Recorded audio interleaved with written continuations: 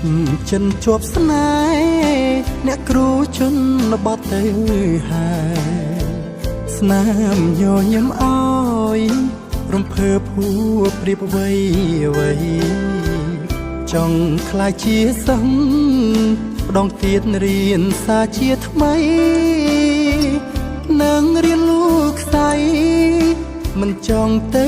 ណាសោះឡើយសូមធ្វើមនុស្សងងក្បែរអស់មួយជីវិតសូមគ្រូអាណិតខ្ញុំផ្លិចក៏ខកអង្ហើយមានកន្លែងទេដាក់សឹងម្នាក់នេះបានហើយបើសិនគ្មានឡើយជួយដាក់ក្នុងបេះដូងផងសរសេរពាក្យក្បត់គឺសរសេរមិនត្រូវទេសរសេរពាក្យស្នេហ៍អ្នកគ្រូគឺត្រូវតែម្ដងសរសេរពាក្យស្មោះរៀបការថែធួននួនល្អបើដូចបំណងជីវិតពិតសែនមានន័យបទចំរៀងនេះផ្ញើជូននាងគ្រូស្រុកស្រែមិនសង្ឃឹមទេ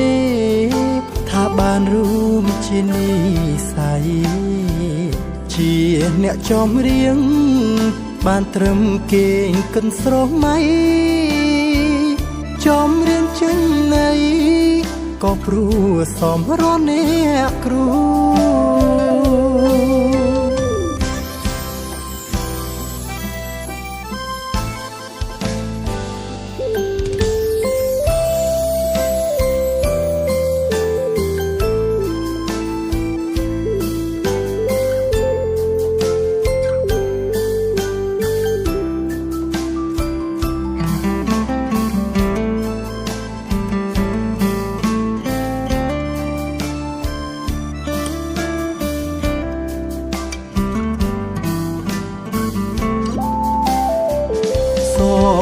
ពាក្យក្បត់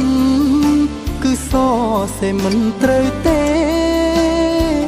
សរសេរពាក្យស្នេហ៍អ្នកគ្រូគឺត្រូវតែម្ដងសរសេរពាក្យស្មោះ